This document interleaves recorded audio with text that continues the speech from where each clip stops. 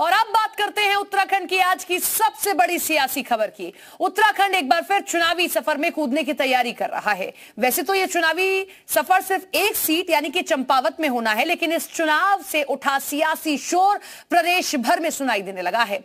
चंपावत विधायक अशोक गहतोड़ी के इस्तीफे के साथ ही धामी के चुनाव लड़ने का रास्ता तो साफ हो गया, लेकिन कांग्रेस भी 19 से 20 होने की तैयारी में जुट गई है। रिपोर्ट आप देखिए।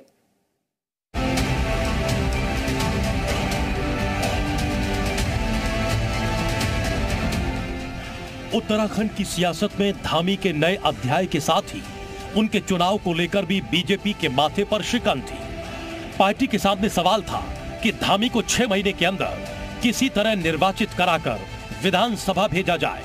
आज चंपावत विधायक के इस्तीफे के साथ ही बीजेपी की इस समस्या का समाधान हो गया। इन सब ने जो है केवल राष्ट्र की सेवा के लिए सब कुछ किया हुआ है। क्या स्वार्थ हो सकता है हमारा? मेरा कोई स्वार्थ नहीं। मैं चाहता हूं धामी जी को 5 साल काम करने को मिले। सारे संगठन ने, सारे लोगों ने मिलकर के एक ऐसी मिसाल पेश करनी चाहिए कि 5 साल हमने काम किया। चर्चा होने के बाद संगठन में केंद्रीय नेतृत्व से बातचीत की और बातचीत होने के बाद कल ये डिसाइड हुआ कि आज कैलाश गहतोड़ी जी अपने विधानसभा की सदस्यता से रिजाइन करेंगे और आज उन्होंने अभी विधानसभा अध्यक्ष के यहाँ अपना इस्तीफा दिया, जिसको विधानसभा अध्यक्ष ने स्वीकार किया है। चंपावत विधायक कैलाश गहतोड़ी ने विधानसभा अध्यक्ष को अपना इस्तीफा सौंपा। इस दौरान उनके साथ पार्टी प्रदेश अध्यक्ष मदन कौशिक भी मौजूद रहे। कैलाश गहतोड़ी चंपावत सीट से लगातार दूसरी बार चुनाव जीते थे। इधर कैलाश गहतोड़ी ने विधानसभा अध्यक्ष को अपना इस्तीफा सौंपा, उधर सीएम धामी चंपावत के लिए रवाना हो गए। यानी सियासी समर में धामी ने अपनी फील्ड सजानी शुरू कर दी है।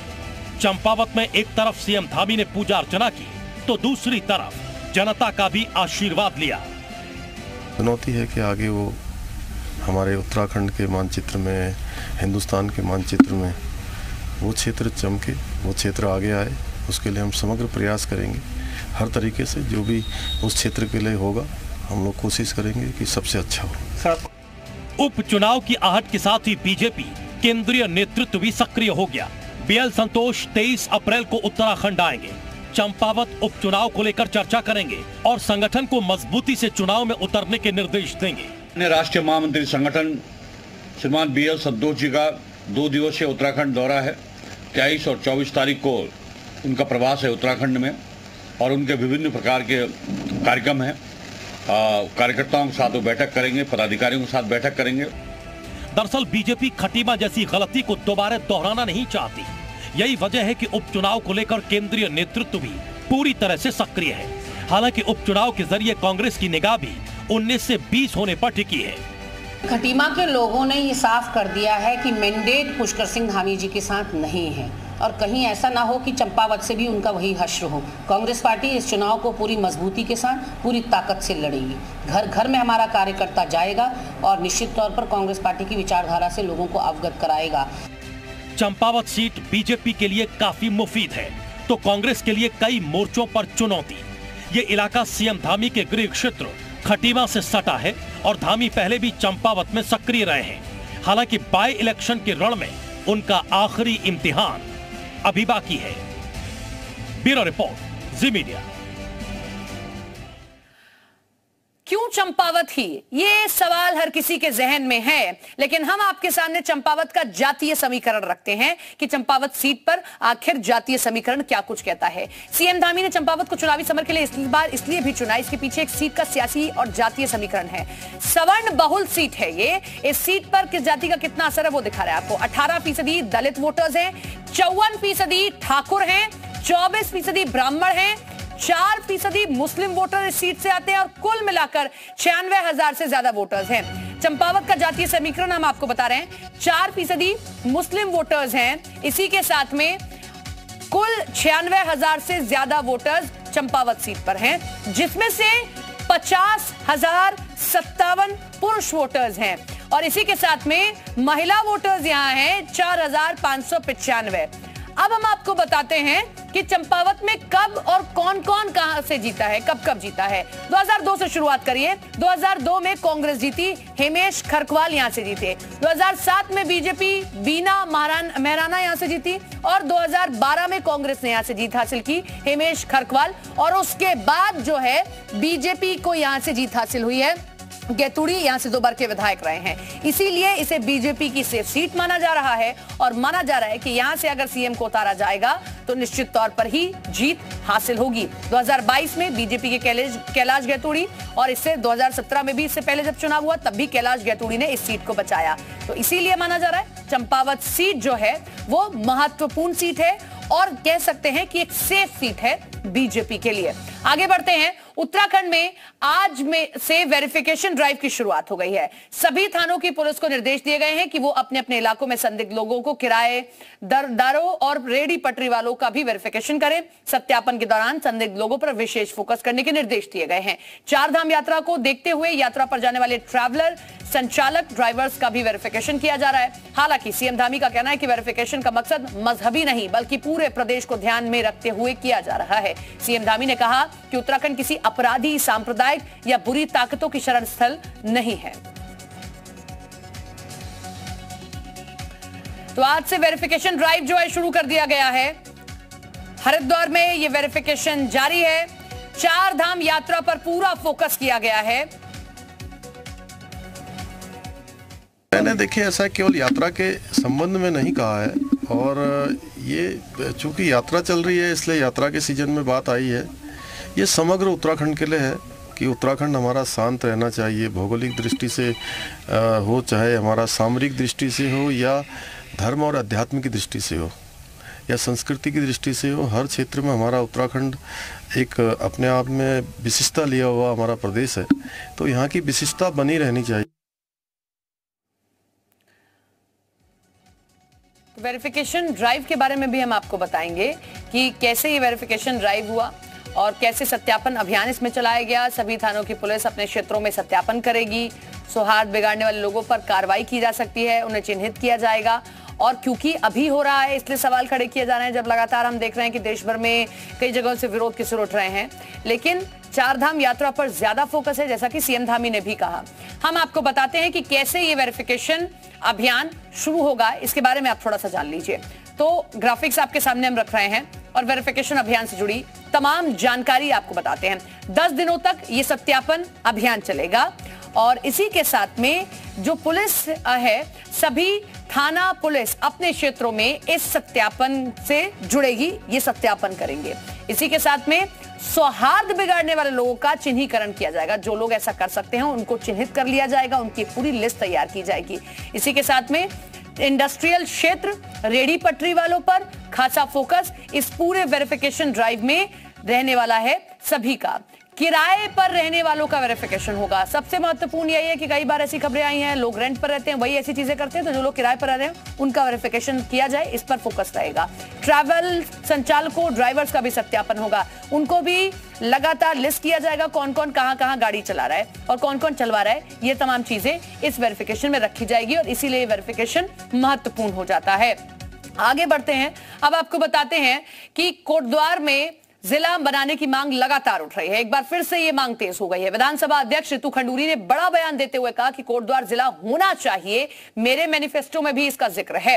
उन्होंने सबसे पहले यही कहा कि जिले की लड़ाई लड़नी होगी। रितु खंडूरी के इस बयान ने कोटद्वार को जिला बनाने की मांग को एक बार फिर से गरमा दिया है। सबसे पहले रितु खंडूरी को आप सुनिए और उसके बाद हम आपको समझाते हैं कि जिला गठन के माया जाल को आप कैसे आसानी से समझें।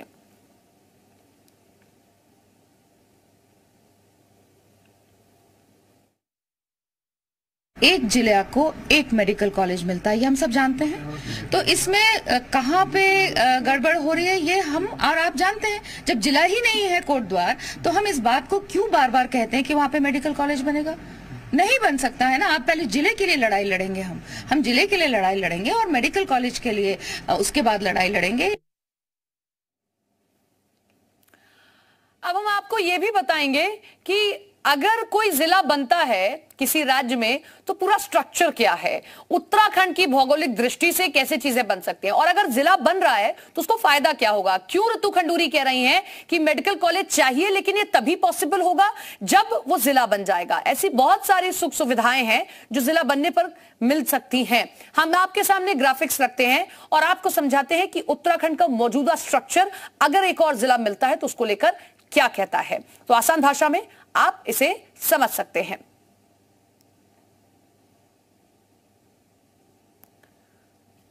हालांकि यह मांग पहले भी की गई है, लेकिन चुनावों के बाद एक बार फिर से ऋतु खंडूरी के इस बयान ने इस पूरे मामले को गरमा दिया है कि कोटद्वार को अलग जिला बनाया जाए। उत्तराखंड के लिहाज से महत्वपूर्ण क्या है वो हम आपको समझाते हैं, ग्राफिक्स आपको दिखाते हैं। उत्तराखंड में स्थिति अभी भौगोलिक क्या है, कैसे जिले बन सकते हैं वो आपको हम बताते हैं और समझाते हैं आसान भाषा में ग्राफिक्स के जरिए। देखिए, उत्तराखंड में अभी आते हैं 2 मंडल। जिला गठन आसान नहीं है, ये हम आपको समझा रहे हैं। खर्च जिला जो है 1000 करोड़ का है, 6 जिले हैं तो खर्चा हो गया 6 करोड़। ये भाई खाता हम बता रहे हैं आपको कि अगर जिले का गठन होता है तो कितना खर्चा आएगा और क्यों आखिर ये आसान नहीं है राहें, ये हम आपको समझा रहे हैं। इसके आगे भी हम आपको ग्राफिक्स दिखाते हैं और समझाते हैं कि जिला गठन अगर होता है तो कितना मुश्किल है। माया जाल क्या है, जिला पुनर्गठन आयोग के पास 160 से अधिक आवेदन आए हैं। नए जिलों की मांग 4 से बढ़कर 35 हो गई है। तो अब कैसे सिर्फ 4 नहीं बल्कि 35 जिलों की मांग हो रही है। पहले 15 लाख आबादी पर जिला बनाने का मानक तय किया गया था कि अगर 15 लाख आबादी है तो जिला बन जाएगा। 2 लाख आबादी पर जिला बनाने का प्रावधान अभी फिलहाल है। क्षेत्रफल के मानकों को भी कम किया गया है। क्षेत्रफल का मानक क्या रहेगा उसको भी कम कर दिया गया कि इतना बड़ा क्षेत्रफल ना होकर इतना ही रहे तो भी उसे जिला बनाया जा सकता है। ये नियम कायदे हैं जो हम आपको दिखा रहे हैं कि अगर किसी को भी जिला बनाना है किसी भी एक जगह को तो उसके लिए क्या जरूरी है। 21 सालों में नया जिला नहीं बना है। मंडल हैं 2 उत्तराखंड में, जिले हैं कुल 13 और आखिर क्या क्या स्थिति भौगोलिक है ये आप समझिए। 18 उप तहसील हैं और तहसील हैं 110। तो अभी 13 जिले हैं, कोटद्वार को भी बनाने की मांग हो रही है तो ये 14 हो जाएंगे। लेकिन जो मानक हमने आपको बताए हैं अगर इन मानकों पर खरा कोटद्वार उतरता है तो ही ये सब कुछ हो पाएगा। लेकिन ऋतु खंडूरी का ये कहना है कि लगातार ये मांग उठ रही है, अब देखना है कि इस मांग पर सरकार क्या कुछ कहती है। आगे बढ़ते हैं, बात उत्तराखंड में धधक रहे जंगलों की करेंगे क्योंकि जंगल उत्तराखंड की खूबसूरती है, लेकिन आजकल कैसे हर ओर जंगल में लपटे ही लपटे देखने को मिल रही हैं। उत्तरकाशी के मुखेम और बाड़ाहाट रेंज में एक बार फिर आग ने पांव पसारने शुरू कर दिए हैं। धुएं के चलते जहां आसपास के इलाके में सांस लेना तक मुश्किल हो रहा है, वहीं आग के रिहायशी इलाके में फैलने का खतरा भी बढ़ता जा रहा है। रिपोर्ट आप देखिए।